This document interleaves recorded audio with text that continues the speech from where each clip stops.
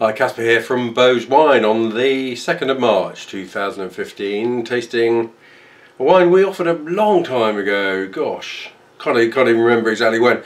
2001 Simposio, which is a Vino Nobile di Montepulciano from Tre Rose, which is one of the wineries owned by Tenimenti Angelini, who have wine interests from Tuscany, from the Marche Tuscany to Friuli. So this is Vino Nobile di Montepulciano. We are nothing to do with the Montepulciano grape, but vineyards around the town of Montepulciano in Tuscany. So this is 100% Sangiovese. Montepulciano vineyards much warmer and lower down than those of Montalcino, and I think the soil is sandier as well, so you get wines that are much more voluptuous, much richer, bigger wines, and indeed this is, look out, 14.5% alcohol. So quite a biggie anyway, and it's got an aged colour to it. It's dark, deep in colour. I remember it was really quite oaky when it was young, but I loved the underlying material and I really thought that it would balance out with time. Just taking a few bottles out of my, or in fact the last 6-pack out of my own portfolio. Still great depth of colour, you can probably see that as I swirl it. A fabulous, rich, smoky nose. The oak has all been really absorbed into it, and these notes of tar, a distinctly sweet spice. It's ginger, but it's not fresh ginger, it's that powdered ginger that you use for making cakes and gingerbread and ginger biscuits. Big, dark, brambly, so perhaps some dried black cherries. Just a hint of sort of something menthol about it. Interesting nose, assertive nose. It's a big black nose. It's masculine. It makes you feel that the wine you're about to taste is not necessarily going to be a terribly elegant thing, but you know, as I say, something pretty assertive.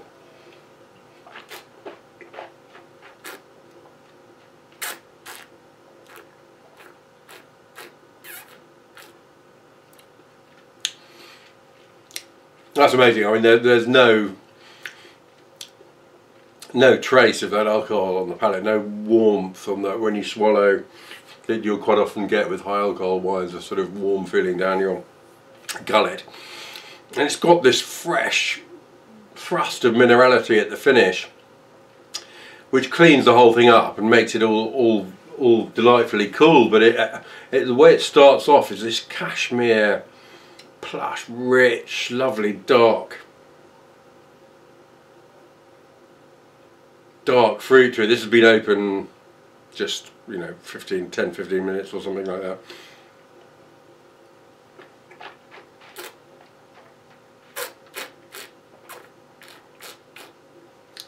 And already that plushness is actually starting to give way from right at the back of the palate where the structure started off. The structure's moving forward and the whole thing's firming up with air, which is quite kind of interesting.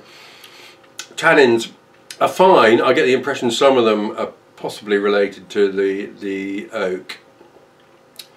And great, as I say, it's great fresh minerality. This is a wine for food, and man, you could throw anything at that, whatever size, just a big lump of meat, and it would shrug it off. But I'm pleased with that. I think if you've got some of this, open it and start drinking straight away. Perhaps I've actually decanted it out, and I'll see how it develops. But not a shrinking violet of a wine, but sometimes you know, in some occasions and situations, you want something really big, and it's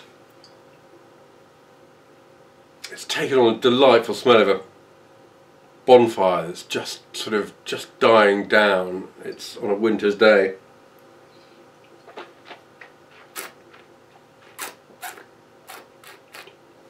Yeah, big, imposing, rich, dark wine for food.